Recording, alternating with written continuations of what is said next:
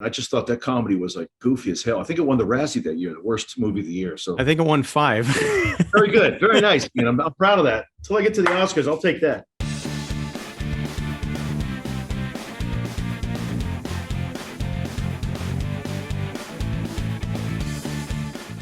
I am pleased to welcome Anthony Michael Hall, who is actually in Illinois right now, working on Nick Celozzi's latest film, The Class, which we're going to find out a bit about in the next couple of minutes. So how you doing, sir? Good to be with you, Ian. Thank you.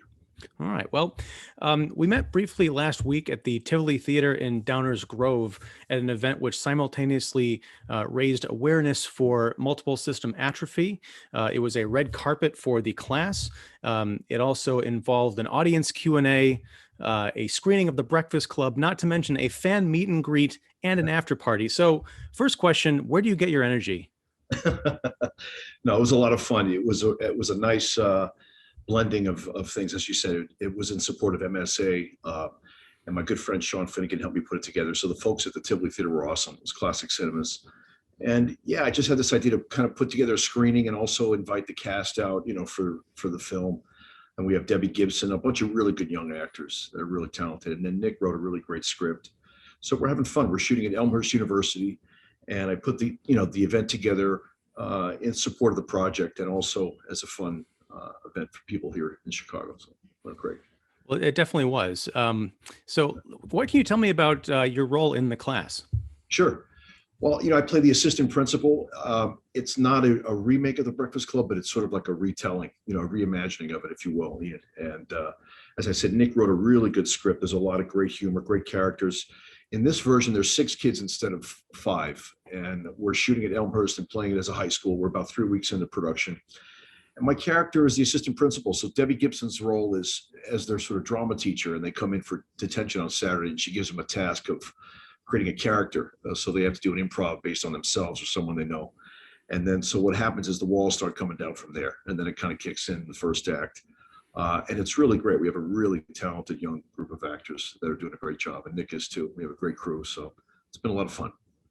Cool. I hadn't seen The Breakfast Club in about 20 years before I saw it at the Tivoli last week. And one of the things that I had noticed that I'd never picked up on before, because I think this is the first time I really saw it as an adult, was the relationship between Vice Principal Vernon and Carl, the janitor, right? Yeah.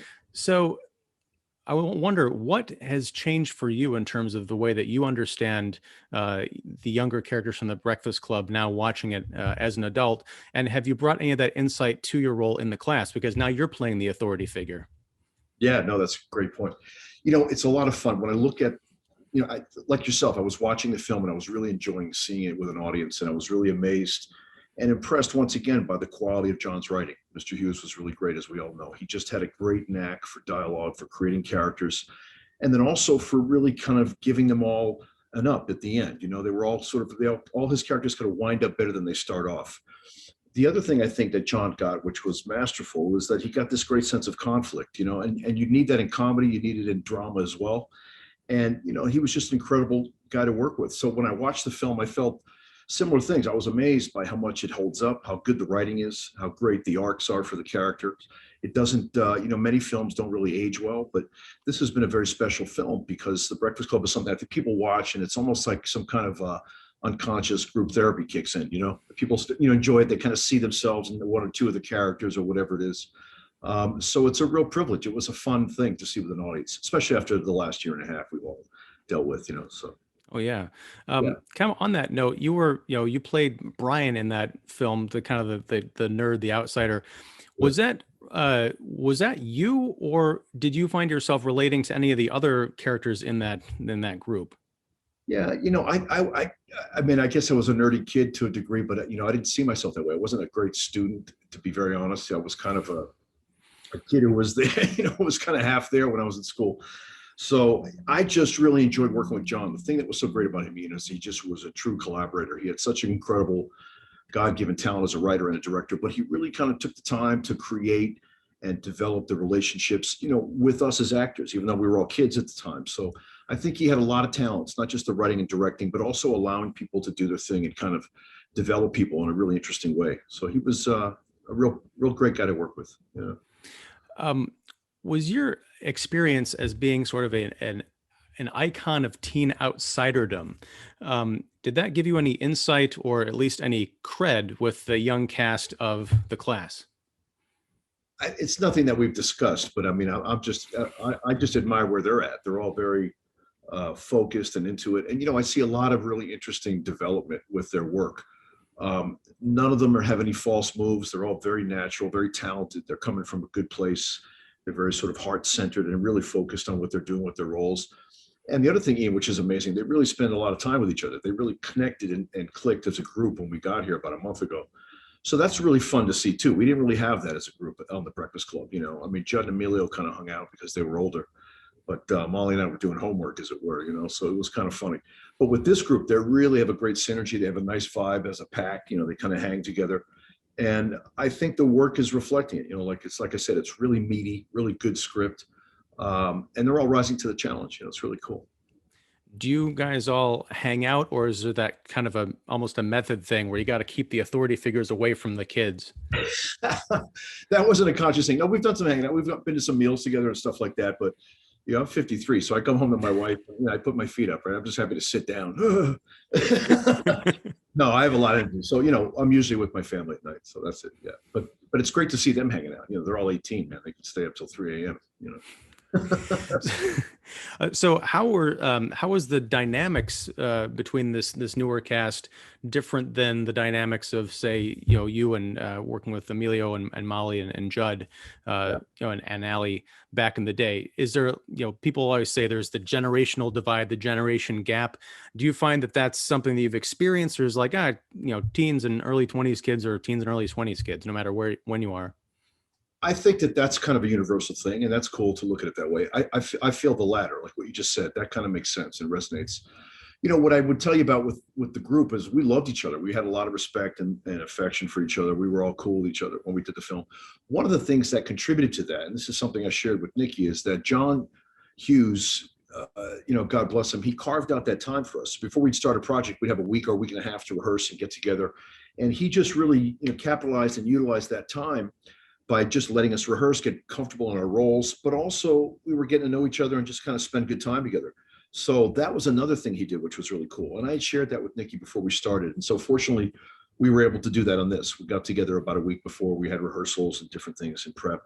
And then everybody started hanging out together, which has been nice. You've had a varied career involving, pretty much like every different genre and every different type of media that you can do. What is the key or keys, do you think, to your longevity as a creative person? And is there any endeavor that you haven't been able to tackle yet that you're looking forward to? Well, thank you. That's a good question. I think that was, you said it in your question. Even when I was a kid and I had the good fortune of working with John and beginning a career, I was so fortunate because it was kind of a hobby that spun into one for me. But that was always in my mindset, the idea of longevity. And I just wanted to keep chipping away at it, as my father would say, just kind of approach it year round, have a very kind of workman type of attitude. And that's it. I've always enjoyed that aspect of my work. I love it. I dive fully into it. I embrace every aspect of it, promoting projects, doing whatever I have to do, but the making of them is the most fun. And I also feel experientially it's great. It's always a great thing. I take my wife and we go around the country and I'm working on different projects and we see the country and we enjoy it. And, so that's what's really fulfilling. It's just enjoying the work, sharing it with my family at the same time. Longevity was always in my focus, even as a kid. So I'm grateful for that. Suddenly you look back and you're in your mid 50s going, what the hell, how'd this happen? But I'm enjoying, I really am. I'm enjoying it more than ever. And even the additional responsibility, like being executive producer on this, I love it. I'm just embracing it all. So I think I just really always attack the work. I've always sought and played to, have longevity, and I just want to do my best. So is there anything on the horizon or out there that you've never been able to do that you've always wanted to do? Yeah, there's something I wrote that I'm going to make in the next couple of years, hopefully in the next year, but it's something that I've been working on for a while, a screenplay that I want to direct and act in. And I'm also putting together a company, I have some partners. So, I have other interests business-wise. And the main focus is to do that, to kind of build a production company. I think would be great. and a nice kind of outgrowth of a long career as an actor. But it does interest me. It really is something I'm passionate about in terms of writing and directing now and getting into that phase of my life. And then other than that, having a family. So my wife and I are working on that, and just really looking forward to the future and enjoying that good balance of doing something that you love and also having love in your life. I think those two things really are the most primary for us as human beings, but also that's really the stuff, right? That's what it's really about anyway. So it feels good to be enjoying it all. So as far as this endeavor that you're working on, writing and possibly directing, I mean, it's been a while since you've directed, right? So how are you preparing for that, or even thinking about it right now, because you still have to finish writing the thing? And then when you do decide to step into that, role again, how are you going to prepare? Do you have like a cadre of people that you go to for advice on these kinds of things? You're just going to dive in and say, okay, here's day one, let's see what happens. That's a great question. I think it's a combination of both, because in working on putting my company together, which is Manhattan Films, I have business partners, and we've been, working on this and developing this and raising funds, and so there's that aspect of the work. But in terms of the creative aspects, it really comes down to the screenwriting. So in my career, because I work with people like John Hughes and even people like Christopher Nolan, I mean, these guys are really individual in their talent and ability. So that is what appeals to me in terms of the directing, is to really be a writer director. And if you're going to commit to, fully sort of envisioning something, that it really goes back to the screenplay. And that's what I did with the piece that I'm working on now. I did a major rewrite and overhaul of it. And I really took the time. And then I realized that was the preparation, really, because it's written for the screen. So it was just about being detailed and kind of attacking the work as a writer is how I approach that, And then the actual production part of it, I think that'll just flow, because I've been doing it a long time. Speaking of writing, one of the things I found out last week, I think I heard you talking to another journalist about this, was the fact that Ferris Bueller was a part that John Hughes wrote for you, but due to other commitments, you were unable to do that part. Yeah. It's so different from the parts you had played up until that. Ferris Bueller is this confident, cool, the kid that everybody wants to be. So was there something in you that John Hughes saw as either a performer or as a person that led him to want to, do this transformation for you? And did you collaborate at all, or is this like a nice surprise? He said, I wrote this for you. What do you think?